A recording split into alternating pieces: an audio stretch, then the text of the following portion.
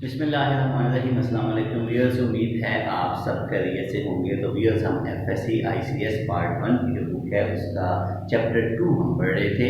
हम इस चैप्टर की पहली 2 एक्सरसाइज कंप्लीट करने के बाद एक्सरसाइज 2.3 का पहला लेक्चर हम देख चुके थे। इन दोनों एक्सरसाइजेज में और एक्सरसाइज 2.3 में जो चीज़ें हमने पढ़ी मैं उनको रिवाइज कर देता हूँ। पहली एक्सरसाइज में हमने सीखा सेट क्या होता है, सेट को ज़ाहिर करने के कितने तरीके होते हैं, फिर हमने उन तरीकों को डिस्कस किया, फिर हमने उनको कन्वर्ट करना सीखा। सबसेट्स के बारे में हमने सीखा, फाइनाइट इनफाइनाइट सेट्स हमने देखे, यानी सेट्स की हमने टाइप्स देखी। उसके बाद फिर हमने जो दूसरी एक्सरसाइज में मोस्ट इम्पॉर्टेंट हमने काम ये किया कि जनाब हमारे पास जो है वो वेन डायग्राम्स क्या होती हैं, उसमें हमने डिटेल डिस्कशन की। वेन डायग्राम्स को देखने के बाद हमने एक्सरसाइज को भी सॉल्व किया। फिर हम पहुंचे एक्सरसाइज 2.3 पे, जहां हमने देखे ऑपरेशंस ऑन सेट्स और उसमें हमने प्रॉपर्टीज देखी। कौन कौन सी?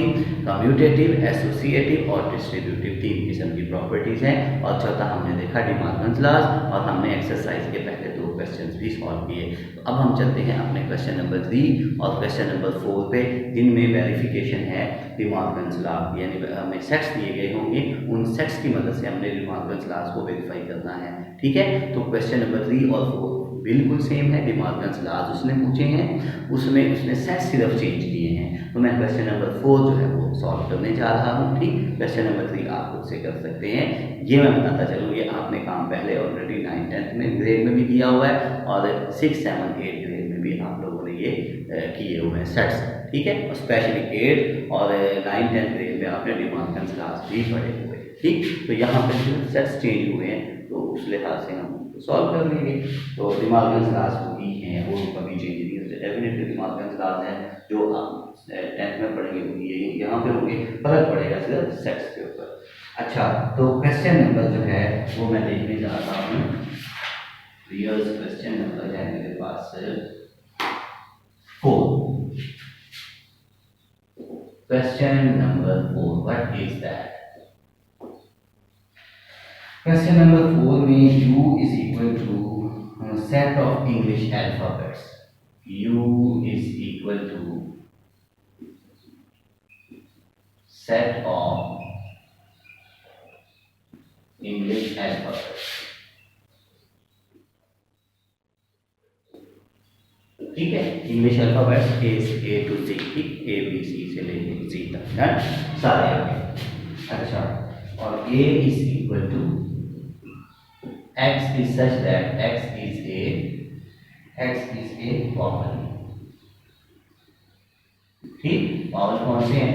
सभी ने पढ़ा हो, A E I O। ठीक, तो इसमें लिख भी लें, हर्ज नहीं है, यानी A E I O U। इसे भी आप लिख सकते हैं, इसे भी आप लिख सकते हैं। देखिए A B C up to C। ठीक है, यानी आप टेबुलर में लिख लें, जो लिखे जा सकते हैं, आसान है। ठीक है, और B हमारे पास है X is such that X is a consonant।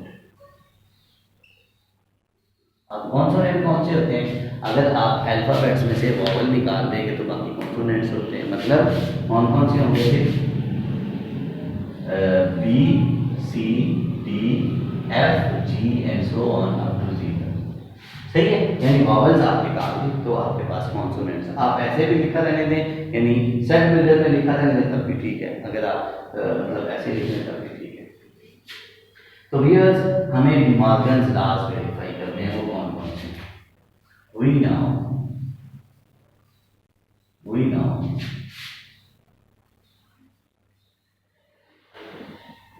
De Morgan's laws are कौन कौन से हैं?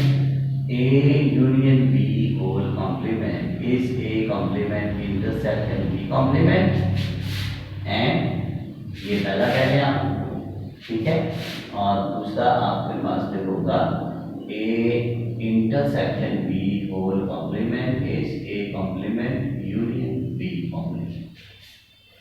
सही, तो इसमें कोई सा एक मैं कर देता हूँ, एक आप कर लीजिएगा, बिल्कुल सेम हमारे पास प्रोसेस होगा। तो भी पहला है, मैं करने जा रहा हूँ ये पहला। पहले की लेफ्ट हैंड साइड लिखें सोल्यूशन, पहले उसकी लेफ्ट हैंड साइड क्या है बता, ए यूनियन बी सारे का कॉम्प्लीमेंट है। तो बजाय इसके पहले मैं ए यूनियन बी ढूंढूं, इसकी जगह मैं लिख लेता हूँ U minus A union B. ठीक, क्यों बता, जिस सेट का भी कॉम्प्लीमेंट हो इनफैक्ट आप उस सेट को यू में से माइनस करते हो। अब यहाँ हम वैल्यूज पुट कर लेते हैं। व्हाट इज यू, यू हमारे पास है ऑल अल्फाबेट्स, मतलब A B C up to so on Z, clear. Minus ये ए की वैल्यू हमारे पास क्या है, ए ई आई ओ यू, क्यों बना, ए जो है वो हमारे पास सेट ऑफ वॉवल्स, ठीक है। और ये यूनियन वैसे का वैसा, और बी हमारे पास कॉन्सोनेंट्स है, मतलब B C D F G so on Z, ये ब्रैकेट क्लोज। यस, मुश्किल बिल्कुल भी नहीं है, सिर्फ हमने यू ए और बी की वैल्यूज देख ली हैं। सो ये हमारे पास तो वैसे ही रहा, A B C up to so on Z तक, माइनस अब देखें ये वॉवल और ये कॉन्सोनेंट्स, यानी अगर अल्फाबेट्स में से वॉवल निकाले तो कॉन्सोनेंट्स आते हैं। इसका मतलब कॉन्सोनेंट्स में वॉवल मिलाएंगे तो आपके पास सारे अल्फाबेट्स आ जाएंगे, मीन टू से ये फिर यही सारे अल्फाबेट्स आ जाएंगे, A B C and so on. अब इन दोनों सेट्स का डिफरेंस चाहिए। डिफरेंस में क्या करते हैं, पहले सेट के वो एलिमेंट्स लिखते हैं जो दूसरे में नहीं होते, ठीक। तो इसमें भी सारे हैं, इसमें भी सारे हैं, तो ये फिर एम्प्टी आ जाएगा, सही। तो ये हमारे पास फिर आ गया लेफ्ट हैंड साइड का कंप्लीट आंसर। अब हमारी बारी है राइट हैंड साइड की। तो रियल राइट हैंड साइड हमारे पास है A complement intersection B complement. What is meant by A complement, U minus A, ठीक है। इंटरसेक्शन बी कॉम्प्लीमेंट का मतलब है यू माइनस बी। तो रियल देखिएगा ये bracket as it is, U की value A B C up to so on Z तक, माइनस एज इट इज देखिएगा alphabets A E I O U, ठीक। ये इंटरसेक्शन वैसे का वैसा, और ये यू की value A B C up to so on Z तक, माइनस, और बी की वैल्यू देखिए कॉन्सोनेंट्स कौन से होंगे, B C D and so on up to Z, ठीक है। तो व्यूअर्स देखें, अगर अल्फाबेट्स में से आप निकाल देंगे वॉवल्स तो फिर कॉन्सोनेंट्स बचेंगे ना बाकी, mean to say B C D F and so on up to C, ठीक है। और ये इंटरसेक्शन वैसे का वैसा। अब अल्फाबेट्स में से आपने निकालने हैं कॉन्सोनेंट्स, अगर कॉन्सोनेंट्स सारे निकाल देंगे तो फिर वॉवल बचेंगे, यानी ए ई आई ओ, ठीक हो गया। अब देखें ये सारे कॉन्सोनेंट्स हैं, ये सारे वॉवल्स हैं, तो दोनों में कोई कॉमन तो कोई भी नहीं, कोई ऐसा कॉन्सोनेंट नहीं है जो वॉवल भी हो, कोई ऐसा वॉवल नहीं है जो कॉन्सोनेंट भी हो, इसका मतलब इनका इंटरसेक्शन है। तो लेफ्ट हैंड साइड का आंसर भी हमारे पास एमपीटी आ रहा है, राइट हैंड साइड का आंसर भी हमारे पास एमपीटी आ रहा है। So left hand side is equal to right hand side, ठीक है। अब ये जो दूसरा हमारे पास है, यानी दूसरा हमारे पास है A intersection B whole complement is equal to A complement union B complement, ये आप लोग कर लीजिए, ठीक है। आसान काम है, मैं इसलिए मतलब ज़्यादा इस पे टाइम ज़ाया नहीं कर रहा हूँ, ठीक। आप लोग इन्हें खुद से कर सकते हैं। हाँ, अगर आपको मसला आता है, ठीक है, वीडियो देखें, अगर कोई इशू आता है तो आप नीचे कमेंट में लिख दें, इंशाल्लाह मैं कमेंट जो है वो डेली बेसिस पे पढ़ता हूँ, ठीक। मैं उसका आपको सोल्यूशन बता दूँ, ठीक है। तो ये हमारा था क्वेश्चन नंबर 4, 3 भी इसी से रिलेटेड है, वो भी आपको उसको खुद कर सकते हैं।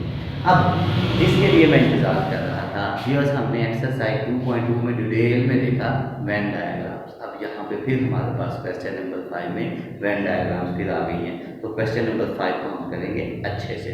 तो क्वेश्चन नंबर 5 की स्टेटमेंट है क्या, उससे पहले हम यहाँ इसको इरेज कर देते हैं, और क्वेश्चन नंबर 5 की रियल स्टेटमेंट आप पढ़िएगा।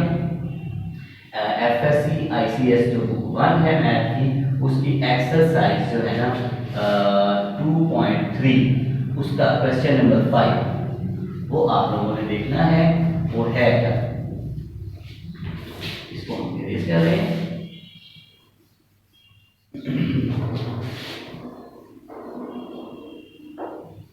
Obvious, what is that question number 5?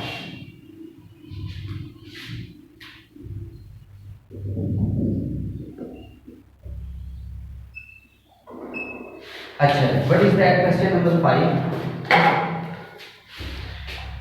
With the help of Venn diagrams, verify two distributive properties in the following cases with respect to union and intersection.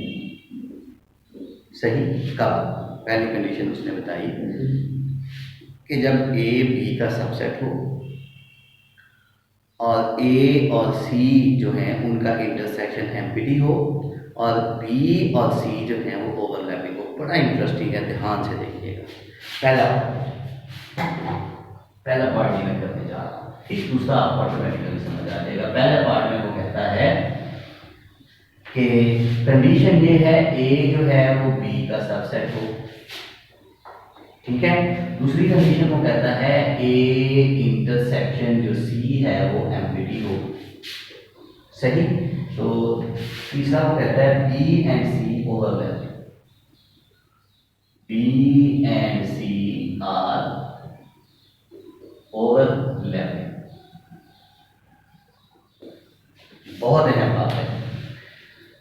तीन sets का उसने देखो, क्योंकि distributive property में तीन set use होते हैं, तो डिस्ट्रीब्यूटिव प्रॉपर्टी हमने यूनियन भी देखनी है और इंटरसेक्शन भी देखनी है। अच्छा, हमें जो ढूंढना है वो है डिस्ट्रीब्यूटिव प्रॉपर्टी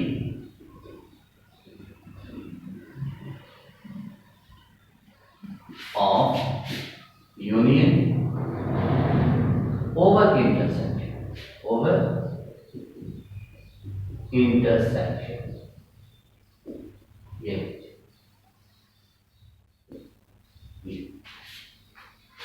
अच्छा, अब ये हमारा पहला पार्ट है। ये है क्या property? A union B intersection C is equal to A union B intersection A union C. अब हम करेंगे क्या? हम लेफ्ट हैंड साइड का अलग से आंसर निकालेंगे, राइट हैंड साइड का अलग से आंसर निकालेंगे। हमें सेट्स के बारे में उनके रिलेशंस दिए गए हैं, सेट्स हमें स्पेसिफाइड नहीं हैं। हमने डायग्राम्स के जरिए, वेन डायग्राम्स के जरिए बताना है कि इसकी वेन डायग्राम और इसकी वेन डायग्राम सेम बनती है।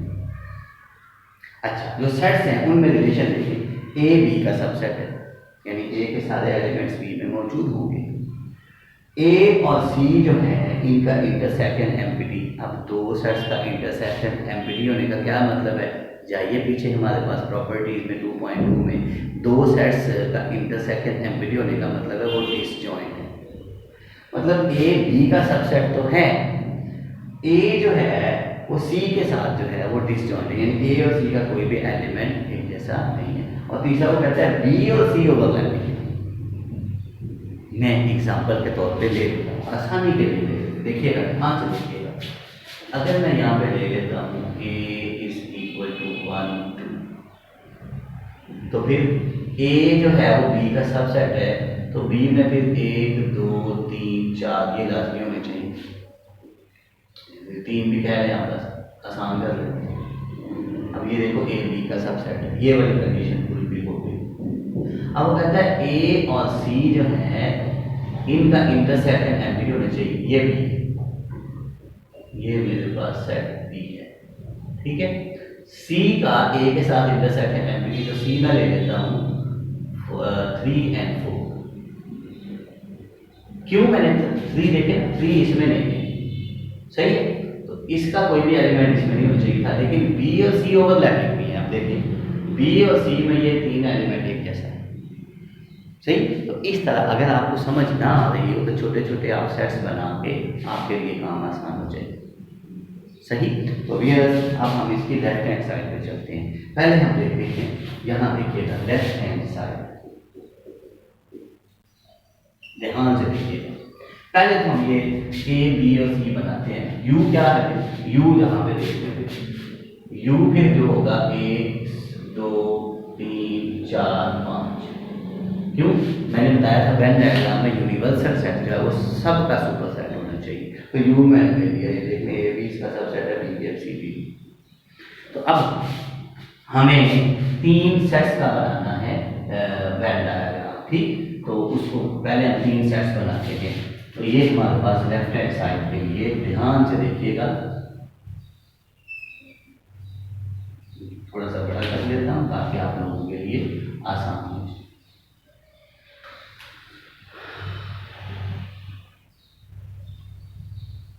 ये हमारे पास हो गया वियर्स यूनिवर्सल सेट, ये यू, ठीक है, ये यू है हमारे पास। इसमें हमारे पास ए भी है, ठीक। सबसे बड़ा देखें कौन सा है, बी सबसे बड़ा, बी।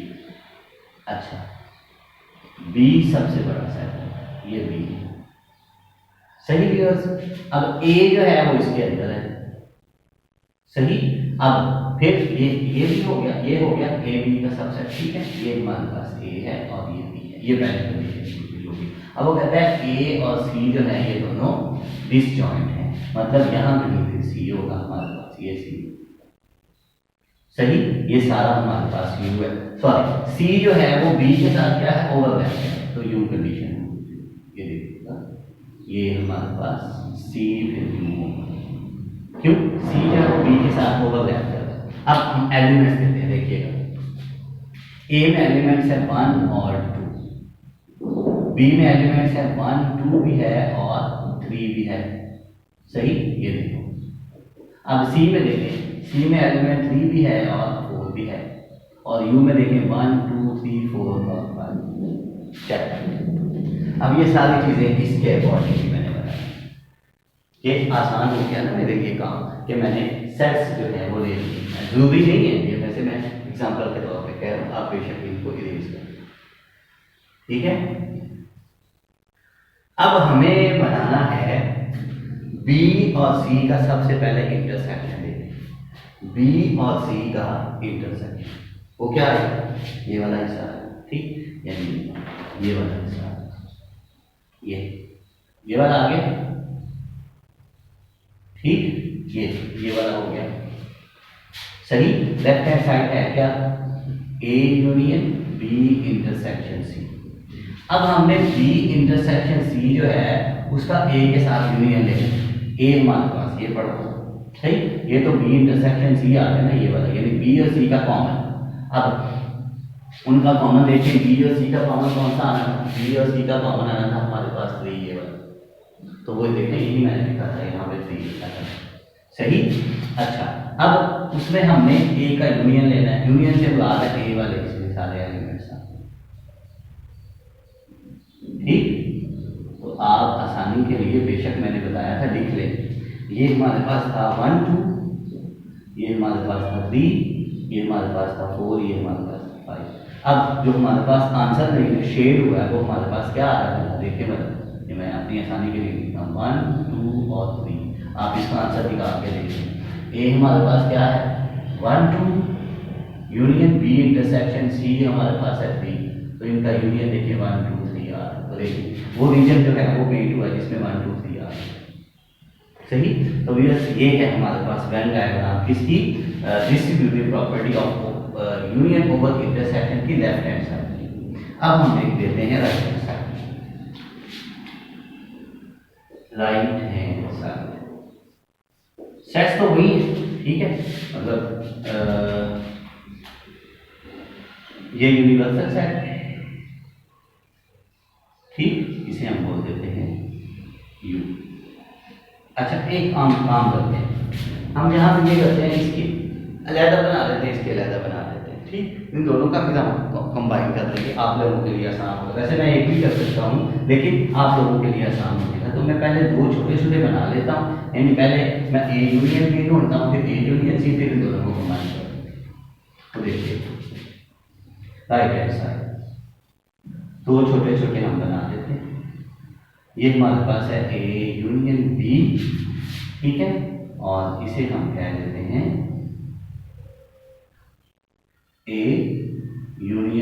तो अगर ए यूनियन बी है तो ए और बी बनाना पड़ेंगे, अगर ए यूनियन सी है तो फिर ए और सी बनाना पड़ेंगे। देखिएगा ये तो हमारे पास हो गया यू, ये भी हमारे पास हो गया यू। तो ये हमारे पास है जनाब ये बी, ये हमारे पास ए और ये जनाब हमारे पास सी। ठीक है, बेशक एलिमेंट्स लिखने 1 2 3 4 और ये 5 इधर भी। ये हमारे पास हो गया बी, ये हमारे पास हो गया ए और ये हमारे पास हो गया सी। ठीक है, इसमें एलिमेंट्स 1 2 ये 3 ये 4 और ये 5। अच्छा अब देखें ए यूनियन बी क्या आएगा। देखिए A union B, A union B यानी देखिए आप इधर देखें ए यूनियन बी, ए और बी का जब यूनियन लेंगे तो हमारे पास 1 2 3 ये तीनों एलिमेंट्स आ जाएंगे। तो इधर भी देखें आप ये ए है हमारे पास और ये भी ये सारा ये सारा। ठीक है, यानी सी का ये हट वाला हिस्सा भी बीच में शामिल होगा 1 2 3। यानी यहाँ आप अगर आसानी के लिए लिखना चाहें तो हमारे पास आ रहा है 1 2 और 3। ठीक, अब यहाँ ए यूनियन सी, अब ए यूनियन सी देखिएगा ये ए, ठीक है, और ये सी,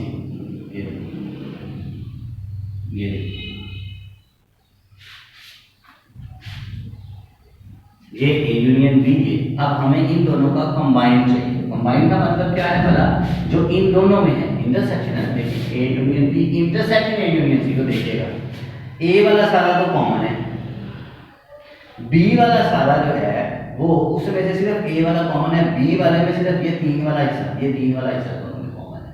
सही, तो फिर देखिएगा इन दोनों का हमारे पास जो बड़ी वाली रेक्टेंगल जो बनेगी, यानी इन दोनों का जो इंटरसेक्शन बनेगा, ये हमारे पास बी, ये हमारे पास ए और ये हमारे पास सी। अच्छा एलिमेंट्स भी लिख लेते हैं ताकि आप लोगों के लिए आसानी हो जाए। ये 1 2 ये 3 ये 4 और यहाँ पे 5। ठीक, तो देखें इन दोनों का कॉमन देखें रीजन, ये जो कॉमन पेज है। ठीक, कॉमन पेज देखें ये वाला, ये वाला। ठीक, और इधर देखें इधर ये सही और ये वाला। तो फिर यहाँ फिर क्या लिखना पड़ेगा, A union B intersection A union C. तो देखिए फिर जो कॉमन पेज था वो ये आप ये। ठीक, इन दोनों से। तो फिर आप देखिए अब लेफ्ट हैंड साइड का आंसर, राइट हैंड साइड का आंसर बिल्कुल सेम डायग्राम करेंगे। ठीक, तो आपने देखा hence left hand side is equal to right hand side. तो ना सिर्फ ये जो प्रॉपर्टीज हैं सेट्स की, ये जो हमारे पास सेट्स दिए गए होते हैं उनके लिहाज से ये फुलफिल करती हैं, बल्कि इनसे जो डायग्राम्स बनती हैं वेन डायग्राम भी सेम बनती हैं। ठीक, तो ये थी distributive property of union over intersection. इसके बाद distributive property of intersection over union. वो आप उसे ट्राई करेंगे और इंशाल्लाह वो हो जाएगा। अगर वो उसमें मसला आता है आप कमेंट में लिखिएगा कि वो नहीं हो रहा है, उसमें इशू आ रहा है, इंशाल्लाह मैं कमेंट पढ़ के आप लोगों को उसका सलूशन भी बता दूंगा। ठीक है, दुआ में याद रखिएगा, मेरी वीडियोस आगे लाजमी शेयर करिएगा। ठीक है, और सब्सक्राइब करना बिल्कुल भी नहीं भूलना। खुश रहें, अल्लाह हाफिज़।